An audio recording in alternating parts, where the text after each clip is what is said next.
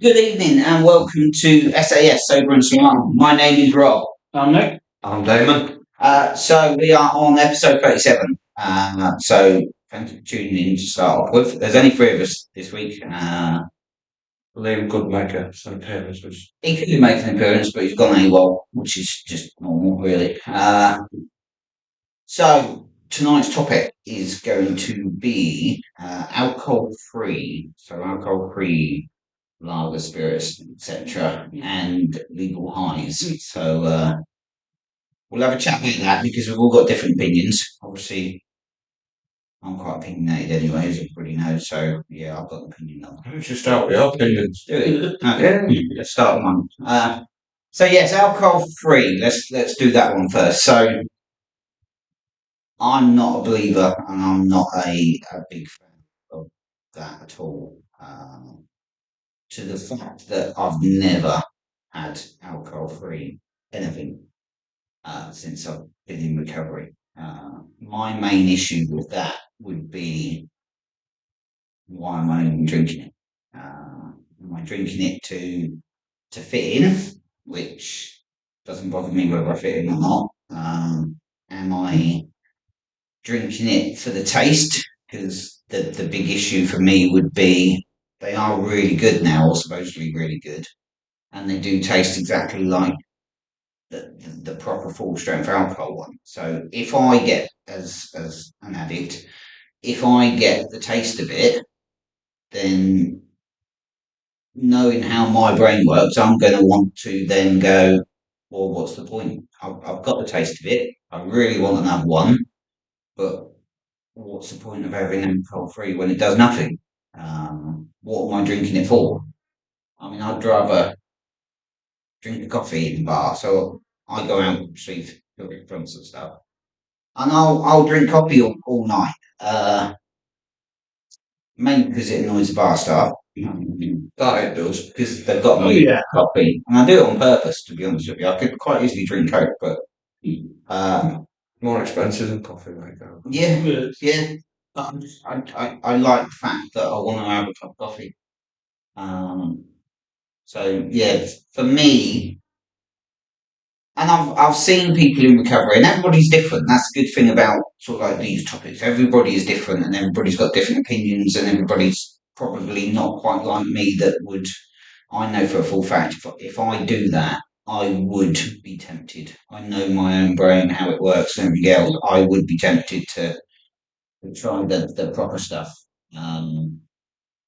So I just, for me, I don't see the point in it. And I've seen people try it, do it, and then a couple of months down the line, they're back out there because they say they've got the taste back. The brain is subconsciously sort of like craving it. So for me, for this addict, it's a big no no. To the point of if somebody sees me do it, just fucking give me a slap because Take it off you and drink it yourself. yeah, I just know with me, and like I said, we're all different, so we've got different opinions. So let's hear a different opinion rather than mine. Yeah. Personally, I don't mind it to a certain degree. Like I said, I've had him like once in a blue moon. Yeah. And that it's not something I could drink regularly because, like you say, I don't want to control the taste. But also, like I've said to you in the past, my brain's weird with it because I can have, like I said, I don't do it once in a while, but my brain turned around when I first went into recovery. I thought I'll try alcohol free, and I had one, and I thought, all right, and then another one. My brain just turned around to me and went, what's the point of you doing this? Because you're basically just having the taste without the buzz. So what's the point in just having the taste? And because you're getting nothing out of it, it's almost like a fake placebo feeling. But for me, the taste was fucking horrible anyway. What's out of it? What drinking normal alcohol? Because I mean, that would be placebo if No, you get buzz out of it. yeah, it's a figure of speech. Really. Yeah, but I think some of them though you could put the alcoholic Yeah. one and the non-alcoholic one next to each other, and you wouldn't be able to tell the difference. And if I gave you the non-alcoholic one and said that's the one with alcohol, you probably would act pissed. So Yeah, your brain took you into it. yeah, it's what we were saying about Guinness. I mean, that is deceptive. It is nice. It is deceptive. But one thing I have said with alcohol free, there is a limit with when I do it in the respect of. Because some of them, like you get people saying, "Oh, we got alcohol free and you got shandies," which, all right. I remember looking at, was it Foster Shanda? Okay, let's have a look at this. Spun it round, 3.2%. I'm like, oh, that is literally We've got Foster's Rattler. not round. This, if you could go and spar across the road and look, go for Foster Shanda, it's 3.2%. That is literally 1%. 0.8% less than the actual Foster's. Yeah, it's literally 0.8%. Than Foster's, and about the same for Carlin. And so I'm like, hold up, this, you're supposed to be sort of non-alcoholic and that, and this is at 3.2%. You might as well have a pint. You might as well be buying a pint. I mean, okay, if you, that can be words out. Because you go and look at some other like shandy brands and that, and then you literally it's like 0.2, Shandy bar. something like that, and that. Isn't most so-called non-alcoholic is a bit like most diet food. It's not fucking true anyway, because most non-alcoholic has actually got alcohol in anyway. It's I can't guarantee 100% alcohol free. yeah. They say 0.05 Yeah. just to cover their own backs. Yeah. Which is why technically you still can't sell them to under 18s. Yeah. Yeah, it's true. And Can you not? no, it's got an alcohol percentage on it. 0.05 still. So a 12-year-old can't go and buy non-alcoholic wine. No, I can't. If I'm on shift at work, I can't have a 0% beer before work No. because it's still classed as a drink. Yeah. Because it's still got a percentage on it. Even if it's very minute, very. Yeah, I mean, it'll say it is fake advertising. it'll say 0.0 big writing at the front of the bottle, but in the small print, Yeah. Because they have a certain degree of it, like I said, to give it its taste, and that because they've still not quite mastered how to get the taste of beer without some of them. literally no alcohol. I think some of them they are brewed with it's all brewed together. Yeah. And then the alcohol's taken out, the alcohol's filtered out, so you still keep the taste the same. Okay, yeah. Some of them. Basically like normal Fosters.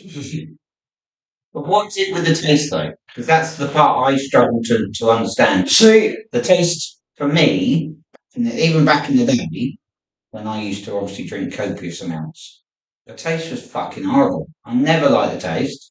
I only did it for the effect. It's one of those things. When you've been, obviously, we've been like alcoholics, and I suppose it all depends what your tipple was. As weird as it sounds, it might be number four in the end, and that, and I mean, it'd be pointless drinking alcohol free. you might as well bring also. You might as well. They have actually brought it out. That's the way of it. And I wouldn't even entertain the thought of touching that. I think sometimes it comes to water. Did you never, when you drunk, did you never have a drink and think, oh, that's first quenching? They're not all nice, don't get me wrong, because for a long time I said nobody buys lager for the taste, you buy it because of what it does. Yeah. But after a long day, even though sometimes the taste wasn't great, it did quench you first. And I think sometimes, see, I'll have a bottle most nights after work. Yeah. If someone's bought me a drink, I'll say, oh, I'll have a 0% lager. Yeah. And for me, after 8-9 hours, or even after 6 hours, when you sit down after that shift, it does, it is quenching, and you do, wow, that's nice. But it feels different to if it was a pint. I don't know what it is, but it's still satisfying. But I don't get the urge to, I'm going to have to go buy another one. I'm going to have to go buy another one. And I think it's that thought of, well, it ain't going to get me drunk, so there's no point buying 6 or 7 of them. But that one at the end of that shift, it's just really satisfying, and it's really nice. I used to do it in the early days with not just alcohol free, but alcohol free like the fruit ciders and these modern fruit, Copperberg and Magners and stuff like that. I used to do it like that. But I was just about to get to that. Thing is, alcohol free. This is the big kick of alcohol free these days because it is now a culture. Yeah. Alcohol. I'm not joking. You could go to London and like places like London and Manchester stuff. Free bars. Yeah, there is pure alcohol-free bars because, like we've covered in previous episodes, pubs and alcohol. It's actually, I wouldn't say it's dying out, but the modern generation don't look at drinking the way our generations did. No. It's A lot of it with the modern generation is like coffee and gin. it's one of them that back in the day I'm not saying it was socially acceptable, even though it was socially pushed on you sort of thing. Yeah. I'll come to the pub Friday night after work, not necessarily to get hammered, but that's where it ended up. Oh yeah, and everybody did it, and it's just I think it's getting more expensive these days. And although alcohol frees are heading that way, they are somewhat cheaper. I remember not that long ago. Me and the missus went to a concert. Where was it? Oh god, I'm going to confess something in a minute. You went to a Justin Bieber concert. It was Ollie Murs. It was Ollie Murs. And we went to see Ollie in Sheffield, and we stayed at a hotel Crossway. Now, my missus, she might have the odd drink. She had drinks like Archers and lemonade. She might have one. That is it. She's never been a big drink. And we went to the bar, and she said, "Oh, because she had one, I'll have an Archer and lemonade." And I looked, and I don't know, it's Corona Uno, which is alcohol-free Corona. It's horrible, that stuff. Yeah, I found out. Stuff it really does. It did. But what did me was, we went to the bar, I was like, "Oh, got a drink," and said, "I'll have a Corona Uno." "Okay, thank you. That'd be £4.50. I'm like, "What?"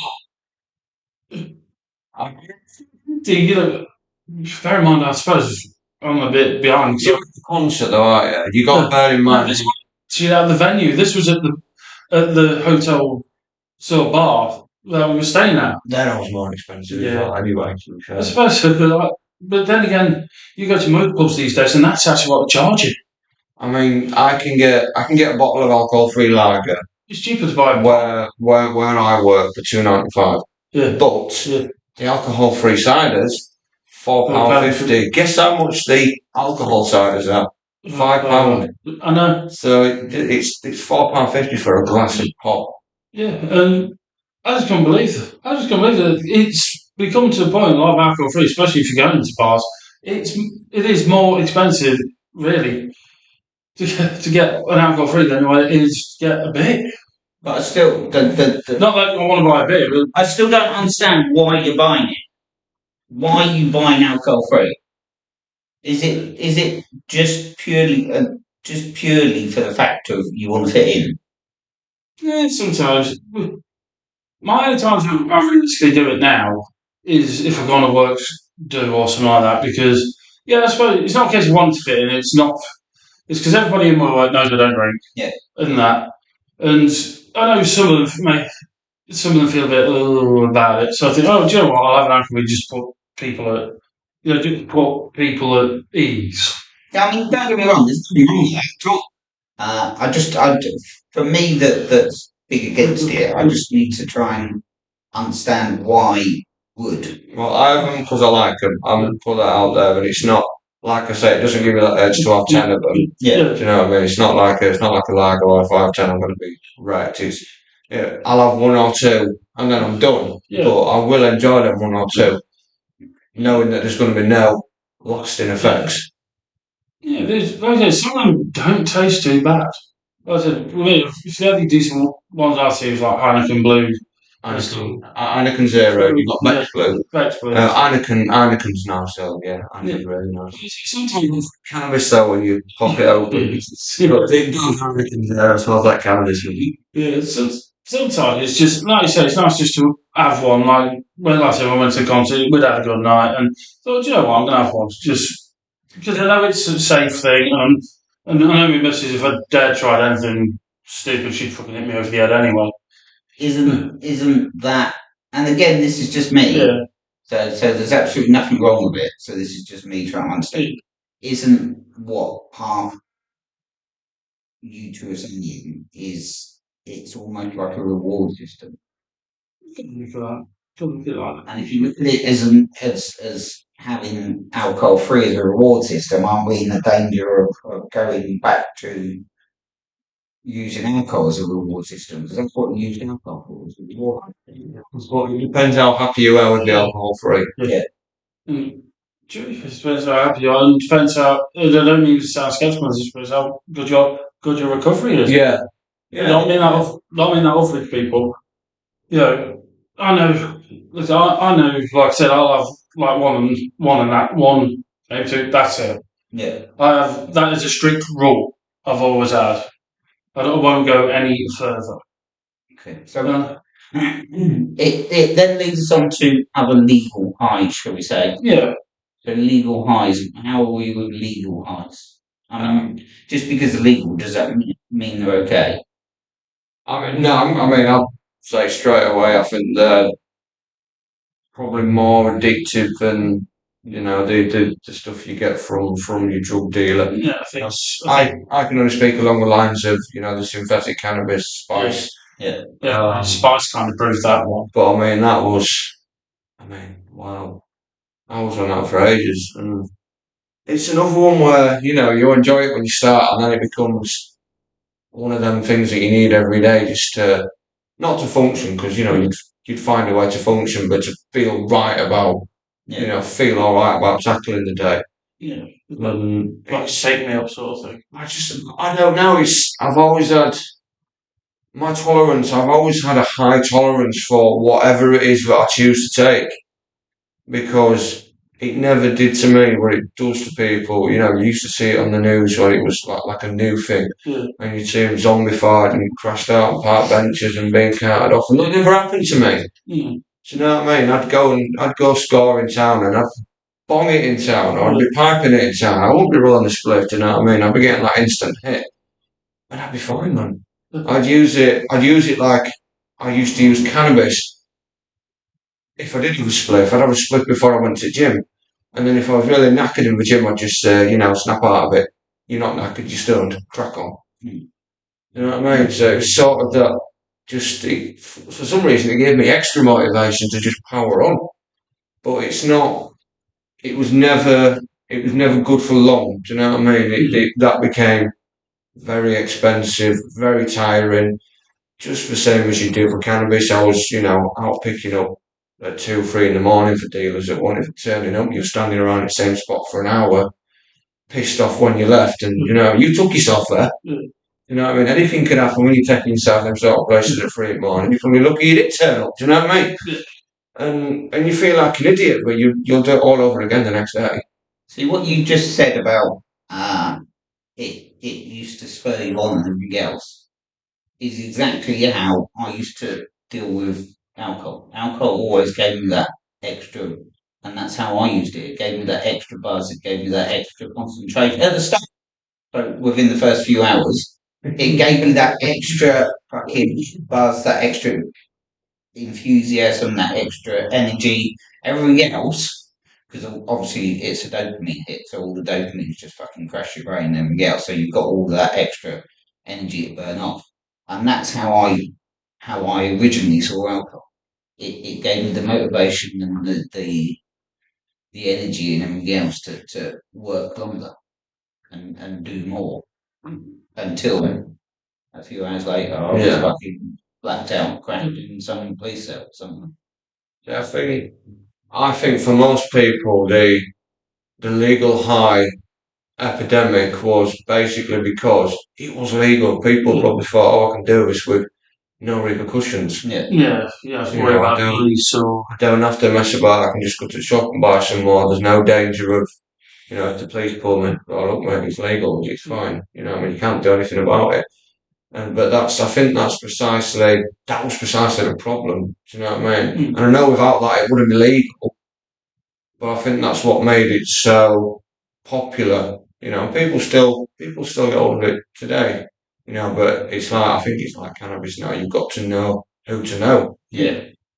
Well, yeah, because that's the problem, isn't it? Is anything that, and we'll talk about this in another subject. Actually, we'll talk about this maybe next week and stuff. Is it? Do we legalise everything? Because I'm a firm believer that any substance, be drink, alcohol, sorry, same thing, alcohol, drugs, cannabis, isn't actually addictive. it's us. Yeah. It's otherwise everybody would be fucking addicted. Heroin, everything isn't necessarily the addictive substance. It's the person. I think. I mean, I did. I think I did raise the question a couple of weeks ago and was trying to think about something to talk about. And I said, do you think we'll ever live in a society where drugs will be legalized just purely for revenue? So you can regulate it, take revenue from it. It frees up resources, from the police cracking down on dealers and whatnot. It gives them. That's probably what they're doing with the extra time because that's police. But do you know what I mean? It would free up so much, but at the same time, just because you legalise something, does it make it safe? There will still be people that say, right, that stuff from your shop is watered down. I can get you. Boom. Yeah. It's one of those like most fascinating questions. Should we legalise drugs? And I think there's one or two countries that tried it, that legalised all drugs, and some had, and results varied. Some had a bit of success, some didn't. Because obviously, if you legalise drugs, obviously you empty-prisons a bit. You get rid of you put your low-key sort of drug dealers and that. Yeah. You could get them all back out and that. And it'd take a bit of strain off the police force. But would it actually affect the classic addict like us? I think would. It could do. I don't think it would. I mean, I think would more people, the people that turn their nose up at drugs or addicts, Would they try it? would they think, oh, it's legal now? I can go try it without it being frowned upon. Because I think sometimes it's drugs and alcohol. If alcohol was discovered tomorrow, that would be illegal. Not for me, yeah. Oh yeah. You know what I mean? Yeah. But although drugs and alcohol don't have the 100% same impact on the body long term. Yeah. All destroys you. Yeah. Oh yeah. So it's if drugs were legalised tomorrow, would you have looked at me like crap yesterday? Would you go out and try it because it's legal? Oh, yeah, probably would. Yeah. I don't know if there'll be more. And again, maybe we'll continue this conversation next week. I don't think there'll be more addicts. I think there'll be more illnesses and more pressure on the NHS.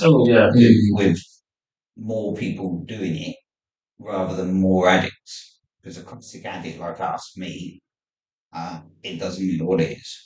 I'm not doing it for that substance. I'm doing it for something entirely different. The thing is, if it was legal though, and you didn't have to go through the channels you've got to go through to get it, it could create more addicts because it'd be easily available. Yeah, it could create more addicts. Do you know what I'm saying? Yeah. No, I do know what you're saying. I think nobody knows they're an addict until they find something that reacts with their body. We'll definitely have a chat about this next week, I think, when we've got a few more and we'll dive a bit more into it. Hope you'll have a few more next week. Well, you never know. Liam might actually decide to surf it. Look at his phone. But yeah, But yeah, well, I think we'll have a chat about that next week. Because it's a massive subject. Oh yeah. And it's actually quite obviously. Yeah. To be fair, it deserves an episode of its own. Yeah. I think it'd be interesting if you could find someone that doesn't do drugs because of the stance of them being illegal. Yeah. To come and sort of sit in on that and sort of broach the subject and say, well, if drugs were legal, do you think you'd try them? Yeah. I suppose you'd have to look at someone like that. You'd need someone who's sort of a teenager or someone approaching 20s. Because the older people you're not going to have someone in like the 30s and 40s thinking, do you know what? If it was legal, do you know, I might have a line of coke or something. Because by that age, you're pretty sort of set on what you like. The teenager's going to do it anyway. Yeah. It's the right passage as a teenager, whether you like it or not, to do everything you're not supposed to do anyway. It's whether you carry it on. Yeah, my older brother went to uni. He's got a good job. He's got a good career. He's got everything sorted. But even when he liked to split, you know what I mean. So he just didn't carry on. Yeah, exactly. I know, definitely. I know one lad I used to go to school with. He looked brilliant, big chemistry guy. Big brain. He has got a big brain for big chemistry guy and that. And to look at him, people won't melt in his mouth. But then I also remember when I used to see him at the fucking clubs at the weekend, off his head on pills. Yeah. He probably made it himself, mate. Yeah. I won't put it past him. We are up for time, believe it or not. So yeah, thank you, everybody. Thanks for the chat.